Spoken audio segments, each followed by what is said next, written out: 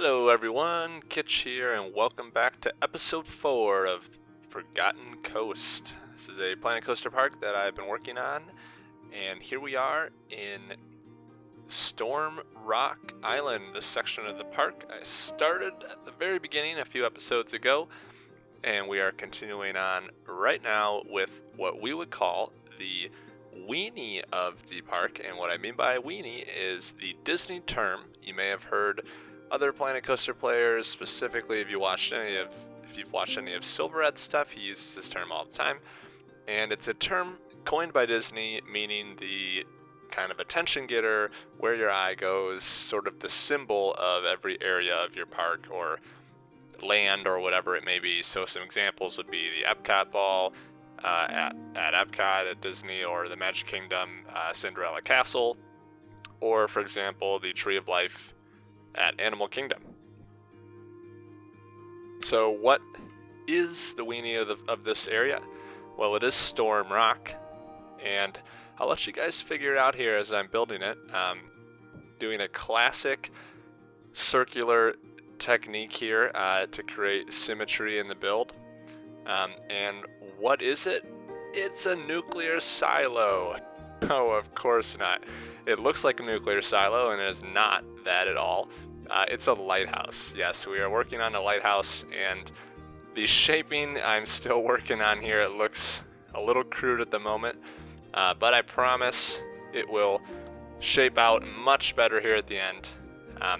The first issue I had right away was the base was just way too wide, and I realized I kind of wanted it to be curved. I wanted it to be made out of the stone material, but I finally figured out that having it sort of arch backwards at the top, so the skinniest section of the tower is in the middle rather than the top, that makes a world of difference. So I'm trying to save on the piece count here by not duplicating the entire section of the lighthouse, just the bottom parts here to fill in those gaps. You got to be careful when you work with small block pieces like this that you can very quickly accumulate 1,000, 2,000, 5,000, 10,000 pieces every time you duplicate something. So the technique I'm using here is just you start with your shape, basically your line, copy it and rotate it 180 degrees, and then when you have one on each side, as you saw me doing, then you can just copy it around and make that entire circular appearance. So you'll see me doing that all the time, and anytime you need to make a dome, a roof, anything that's circular in nature. When the cross section is circular, that's the technique you want to use. Now I went with this tealish blue. It's going to be adjusted a little bit later on, but the next step really is to give this texture and variety to the material itself. So it looked very bland at first, but you can already see it's starting to get so much more personality. You know, it's got those bricks are pulled out like the storm is dislodging them. Some of the bricks are even gone. And then the third step is to add a little bit of color. So we want some variation in the stonework itself, such as the seawater probably has washed away some of the paint to various degrees on the different pieces of stone, and the cool colors just they just give it a little more life, a little more vibrance. And I talked a lot about palette and colors and stuff in the last episode, which I have to apologize. The last episode, the audio was a little off. I hope you didn't notice too badly. I think it was just a simple case of my microphone was not close enough to me. Hopefully we don't have that problem again here. But here we are working on the roof. We will come back to the lighthouse in a bit, but for now we're creating this roof structure, which is actually directly over the top of the locker rooms, which we worked on last episode. So here I am, once again doing this color tactic and just randomly picking them, changing the color a little bit, and then the next step would be taking a few of them, just raising them up, rotating them just slightly, just to give it a little bit weathered, a little texture, and you can see how just amazing of a difference that makes, in my opinion. When you do that, it just gives it so much more texture and personality and life. And and that's everything to the theme. So roofs can be a little bit tricky. Again, trying to save on the piece count there by deleting all those pieces that are not going to be showing. It's easy to just duplicate things, but if you do that for the course of 100 episodes, your park will no longer become playable. And we want this park to be playable. We want you guys to be able to get in here and explore it for yourself at the end of this. Which, speaking of which, I'm thinking I might upload each section to my Steam Workshop as we go. You know, after I finish a whole themed area, I might upload it just so you guys can take a look, especially before the park gets too big and frame rate starts to drop. So that's kind of my tentative plan, but we'll see, no promises. I'm thinking that's what I'll do. So adding some vibrant white here with these temple lamps. See, here I go with my palette again, just bringing that black temple dark texture, just a little bit of it, bringing it over to the lighthouse, just to kind of tie them together. You always want your elements of your theme to be tied together ever so slightly, just to keep that cohesion between the elements that you're making. So again, this is that duplicating technique. You build one side of it, make it 180 degrees, rotate it around, and you got yourself a fence. Now the major section of this build that we're going to be looking at for a while here is the slides themselves. So I'm tentatively calling them the Beacon Racers, kind of just right after the name of the lighthouse itself. And these are going to be matte racer slides. So if you've ever seen those, maybe I can pop a picture up here if I remember. These would be slides you'd see at many parks, Six Flags, they're all over the place. And they're just the slides that you get on the mat and go down on your belly and race each other. They're really fun. And I wanted some of those in this park, and I thought, you know, what better than to have them wrapping around the lighthouse and really integrated with the lighthouse itself. So that is what we're going for here today. So going with this kind of blue and orange, just to give it a little bit more pop of color, and just kind of to stand out a little bit against the more drab colors of the lighthouse and the rocks themselves. Now, working with these slides is definitely something you have to be patient for. I have cut off many footage for you guys as the viewers so you can really see everything without it being an hour-long episode. But it's really just a simple case of taking these sections, these modular pieces, and rotating them around. And I made it even more challenging for myself by alternating colors the whole way. So just keeping tabs on the color order and grabbing a piece, rotating it, working your way up the slide. Now these were pretty difficult because I wanted them to cross over each other, just like the real matte racer slides do, so that if you were to go down them in real life, you would actually be able to race each other and not have a one slide that's clearly the winner every single time. That wouldn't be fun for anyone. So we're going to try to wrap them around each other, and you'll see how I kind of do that. It's not perfect, but I think at the end of the day, it works. So just kind of grabbing them and rotating them a little bit there, just to give one a little more height. I think I actually started off with these being a little bit too high. I think I ended up dropping them a little bit lower, because by the time I wrapped them around the lighthouse, they were like taller than the lighthouse itself. So I had to adjust on the fly, and it's always an iterative process with these slides. You can never really do it right on the first go. So I hope everyone's having a great week. I sure am. I am now, but this is, keep in mind, recorded many weeks before you guys are seeing it. So it is December 13th as I'm recording this, actually, getting ready for the holidays. Sorry there will not be a holiday section of my park, but I hope everyone is celebrating the holidays in their own way, and whatever that means to you.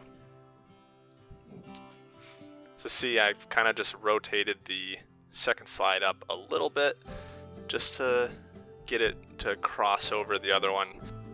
And the thing about these slides is, although they were challenging, I think they really turned out great at the end. I believe, so far, I think they're my favorite thing I built in the park, and I'm hoping that, you know, I have a new favorite every time as I continue to get better and grow as a builder myself, and continue to push the limits of what I can do and try to make this park the best I can. So say we got two there, slides wrapping around the tower, and then I went for just a simple duplication of the third, and I think it works with just a little bit of tweaking, a little bit of adjusting to get these lined up. Now, if you're very critical, you might be able to see some slight imperfections in the layout, but I think overall, from a bird's eye view, when you look down at it, or from the guest view down at the deck, I think it works. I think it looks pretty good. Now, I'm trying to give you guys tips as I go. By all means, I'm not the greatest and best builder by any means in this game. There's plenty of amazing builders out there, so I'm just trying to give you guys tips as I go, and I hope you can learn from watching this series, learn something and incorporate some stuff in your own parks. And at the very least, I hope maybe just hearing another perspective of how other people play the game might be worthwhile. So there we go, all 4 slides wrapping around the tower, and then we're going to begin wrapping them back around to get to the start platform. So I knew all along I wanted this lighthouse to be kind of the weenie or figurehead of this area of the park, and I didn't expect it to, it's interesting, you don't expect the actual build to turn out exactly how you envision it, and it's always a little bit different than what you visualize in your mind. So I have sketches of it. I knew I wanted, these slides wrapping around it. I knew I wanted it to be sort of a stone color and look a certain way, but by the time you really get finished building it, it always sort of has its own personality as it sort of develops. That's one thing I love about this game, is you can visualize something, but writing it down, visualizing it, it's very, very different story than actually going in the game and building it with the pieces that you have to work with. So it can be a constant challenge, but also a reward when you are able to construct something and see that final product. So I want to talk a little bit about sightlines. In theme park design, sightlines are pretty much everything. That you want your guests to be able to walk into an area and see what they need to see. They need to see the attractions and where you want them to go. They need to have that direction, because, to put it bluntly, not just in Planet Coaster, but in real life, general guests that go to an amusement park, they're kind of dumb. They don't really know where to go, right? Some of us, coaster nerds out there can go into a park and know everything about it, but a lot of people, they're just visiting. They don't know nothing about the park. They're just out to have a good time. They haven't done any research, and they don't know all the ins and outs, and they don't know where to go. So by having that sight line, that whether it be the weenie, or even just like the coaster or the ride, in the right location, at the right area of your park, is really important to get guests to go to that attraction. And that's a lot of what realism builds are out to do. Is in real life, we know that these sight lines are really important. A lot of times you see in builds by different people that it just doesn't, things are kind of crammed together in a weird order. It doesn't feel very organized. So in this case, the lighthouse is really the main sightline here. We sort of have the Storm Rock itself kind of off to the left side, and then we have the lighthouse off to the right. And those are the 2 figureheads for the 2 main attractions in this area of the park, which would be, these racers and then that slide complex coming off the rock. And things like the locker rooms and even the restaurant, those aren't necessarily as important. We wouldn't need a massive tower or sign saying, locker rooms here, that you can see from across the map. We don't want the guests to know immediately where the locker rooms are. We want them to see the attractions. We want to draw them into the area of the park. So that's why the weenie and the kind of symbol of the area are so important is because of that exact thing. It draws people in, and it really signifies what your area of the park is about and what the guests are going to experience. So that finishes up the slides for now, at least their layouts. I believe next we're going to be moving into maybe the start tubs at the top. Oh no, first we're going to work on some of the side exterior work of this lighthouse building itself. So I wanted to make a door for the locker rooms. I think I could have left them open, but I thought a door just added a little bit more flourish.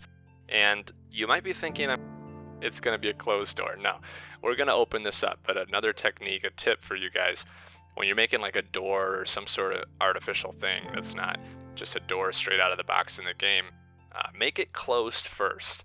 That way you can make sure that the dimensions are correct and the size is correct. And then once you get the door made in the frame, then you can go ahead and take it and open the door up itself and pull it apart. And that's what I'm doing right here. So I've got those hangers. They work great for like a hinge of sorts. And then, you just open that door up and kind of try to get it as far out of the way as the guest traffic as you can, so you wouldn't be, blocking people from walking through. And then rotate those hinges around to kind of show the hinge, put a handle on it, make sure the handle's the right direction, archer for scale as always, and then there you go. That's your door. So now we're working on a little bit of the balcony here. I found these balcony pieces. I had never used them before. I think they have a little like nautical anchor or something on it. Yeah, it looks like it's an anchor. And that was, I was like, oh, that works. It's nautical themed. I guess it's from like the pirate pack, or I don't know. They kind of seem like they have a multi-use, kind of ornate, but not over the top. So you can, I think they work. You can use them in many ways, I imagine. So once again, using the same fence, but now we're rotating it upside down to make it look just a little different. So carrying out that theme, but also changing it up just a hair to give some variety. And then we're going to be putting some pillars there underneath just to hide the bottom of that fence. So much of this game is using a piece and then just hiding it, hiding the parts that are sticking out and don't belong. So that's what these wooden trim work and wooden pillars are really great for. I did add some ATMs there off camera. I might do some more work with them. They're going to be underneath this trellis, but I just figured that the locker rooms, since the locker rooms are going to cost money for the guests, that they would need to have a place to get that money. So it just made sense that an ATM would sort of live kind of right near the locker room. You see that a lot at amusement parks. They'll say you must use this locker to store your stuff before you ride this coaster or whatever, and then sure enough the ATMs are right there, handy for you to use to get money out of your account to use the lockers. So it's strategic, it's smart by the amusement park owners to do that. So we're going to do the same thing here. Classic trellis here, just with the wooden pillars. I wanted it to have just a little bit of variety. I think the key when you work on these plazas, because this is sort of part of the plaza here around that center pool, is you just want variation. You want things to be similar but also different. So you want your theme to be carried out, but you don't necessarily want everything symmetrical. You don't necessarily want everything perfectly, in line on both sides.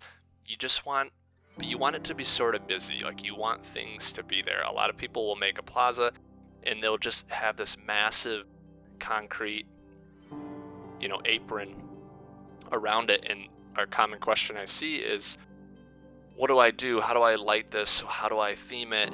It seems so open. And that's sort of a challenge all the time, is, giving your build variety and keeping it from looking boring and bland. So the beams here make a excellent footer, concrete footer, just the perfect size for those pillars. So I copied those around. And here we are working on a window These are going to be fake windows, and the guests will know that because these are locker rooms. So of course you won't have windows looking into the locker rooms, but it does add, I think, just a little more personality to the lighthouse building itself. So they're pretty simple. I just used some basic wood pieces, some trim work. Those are actually the castle windows, but I think when you add all this wooden trim work around them, it kind of makes them into their own thing. Keeps them away from the castle theme a bit. And I did add a little planter. I might get rid of these. I'm not sure. I like the planters because it's more color, it's more vibrance, and they just make your building look so much better, I think. But I'm not sure if it really fits the theme well enough, just because you wouldn't really have flowers and stuff like that out on the storm rock where you're, facing all the waves and seawater. It would just kill all those plants. So not really sure. From an amusement park perspective, I like the plants. From a theming standpoint, they might be out of place. If you have a preference, leave a comment. We can always get rid of them or replace them at any time. It'll be a few weeks before I see your comments, but I'll leave them there for now, and we'll see what you guys think. I started off with these brackets as white to add some color, and then I decided, they just look a little too out of place. They don't make sense. So I changed them to black, or brown, I should say. And then we're going to start on the fence work just for the plaza, and I'm using the same exact fence just to carry out that theme of the lighthouse throughout. And I think it's okay. I need to be careful here going forward. I'll have to probably use a different fence for future aspects of the park or this area, just to keep the variety up. But I think for now it works to have this fence used this many times. I think that variety or that consistency is important. And then just some clutter. We might add some more clutter around. It's always great to just throw some barrels everywhere. I feel like every single thing I build, you can add a barrel and it just makes sense. Like, it just works. I mean, the barrel is one of the most versatile pieces in the game. Maybe I'm just doing a lot of themes that make use of the barrel, but I don't know. I guess maybe a sci-fi theme you wouldn't use the barrel much, but we're going with it here. I think it works.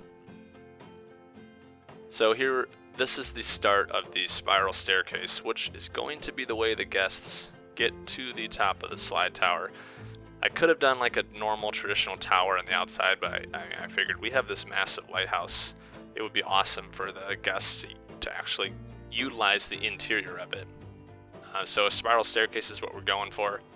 And it's just a simple, again, 180 tactic where you take one, duplicate it 180 degrees, and then once you get that symmetry, you can start rotating it around that center point, and then just creating your staircase as you go. Anything that you do that's like a spiral staircase or a curved, really anything that's curved, like I talked about with the actual lighthouse itself, this tactic works for. And it just takes a little practice, and you get used to exactly kind of how to do it. And sometimes the widget will kind of wig out and won't be centered, and that's why it's really important that you actually rotate the piece 180 degrees, even if it's just a straight rectangular beam that you could just duplicate and drag over to the other side. You gotta make sure you rotate it to make sure that widget is centralized when you actually go to rotate them and duplicate them that way. And that left side or the part that's sticking through the floor there is not gonna stay. We just have to keep it there as we design the entire staircase. And then once we're done with the whole thing, then we'll go back and delete all that extra stuff out. And it was pretty simple. Once you get the first few pieces done, it's just a matter of duplicating them and then just checking to make sure that you don't have any pieces sticking through the wall.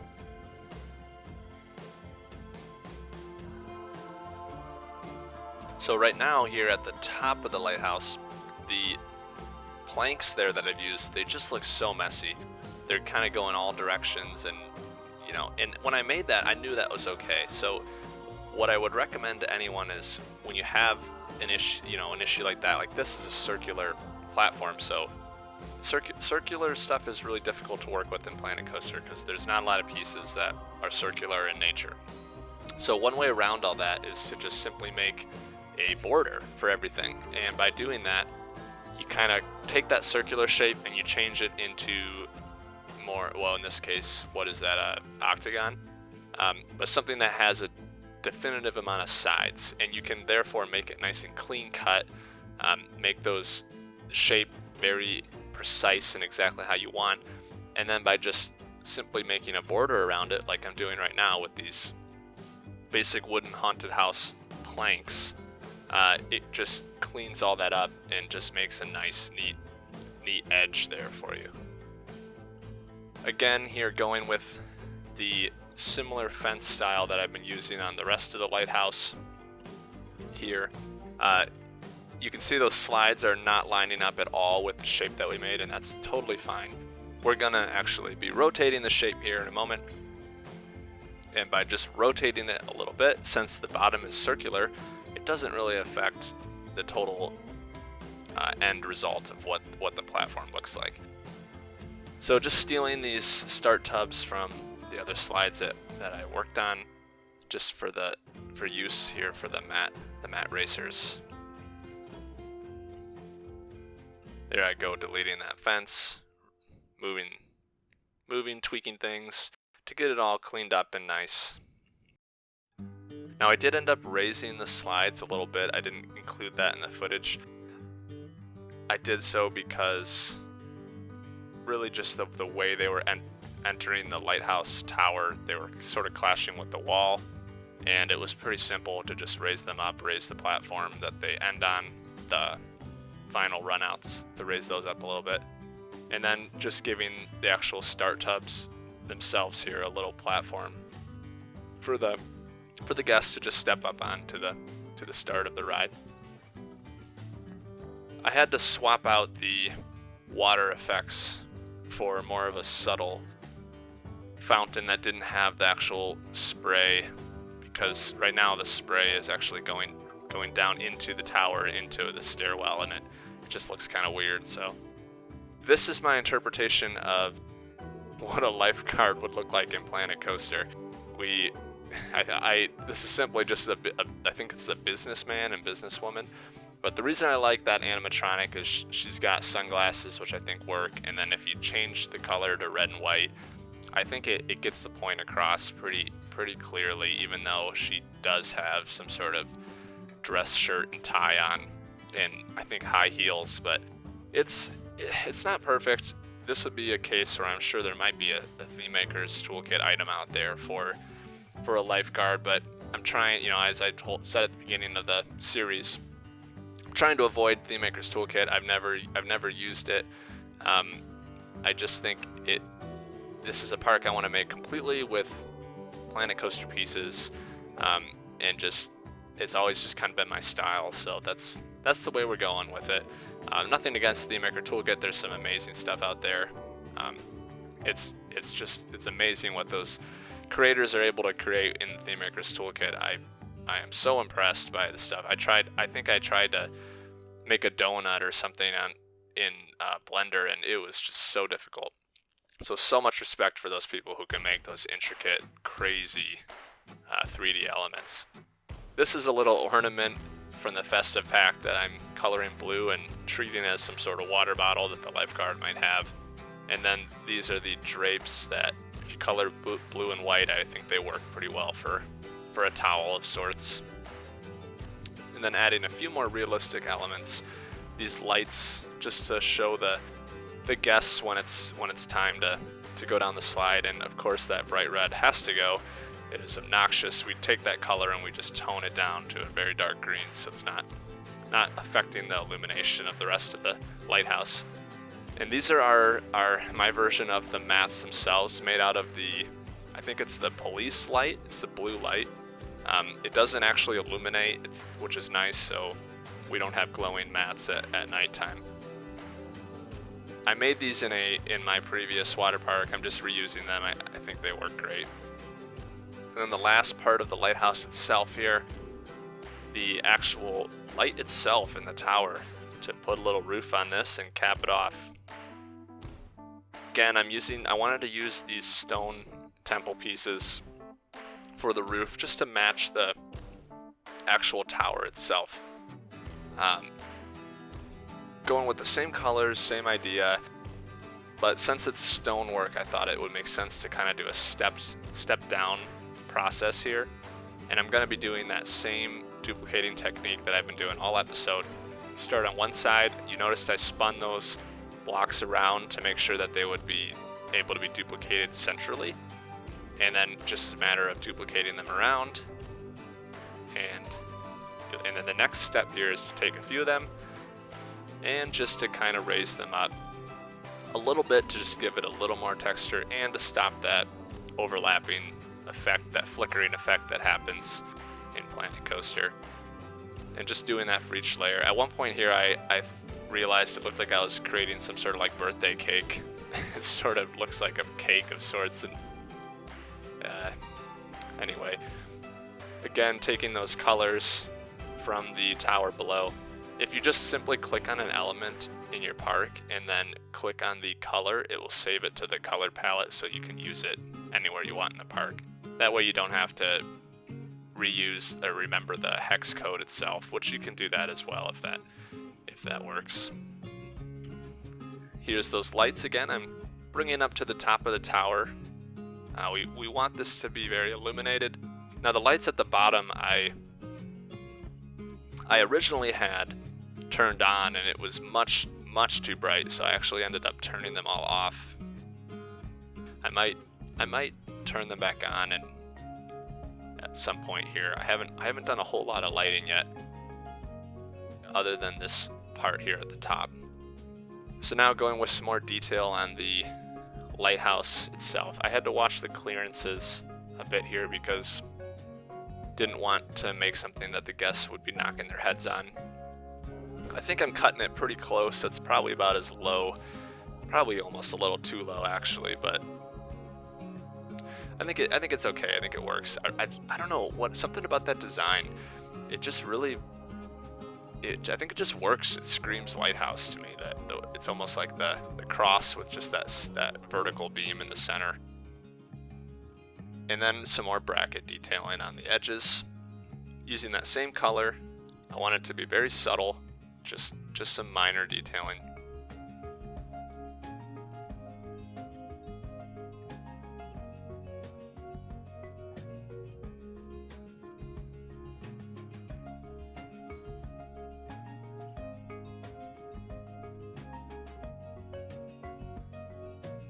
Now here I'm actually taking the bracket and adding a little bit of color to the columns themselves.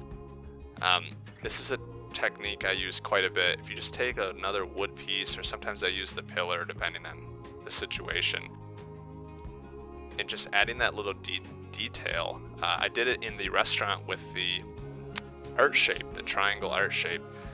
Just a little bit of color, I think it just goes a long way in giving a little more color, a little more detail and vibrance to whatever it is you're working on.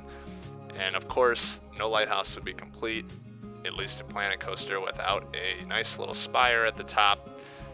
These are 4 different wooden pieces that are all slightly different diameters there. It's almost like the makers of Planet Coaster knew we were going to be making spires, so they just made them slightly different sizes. And this is kind of the last little piece of detailing I do on the top, I believe. Just a little bit of variety with some more, those wooden beams poking out. Now we're working on the actual light itself.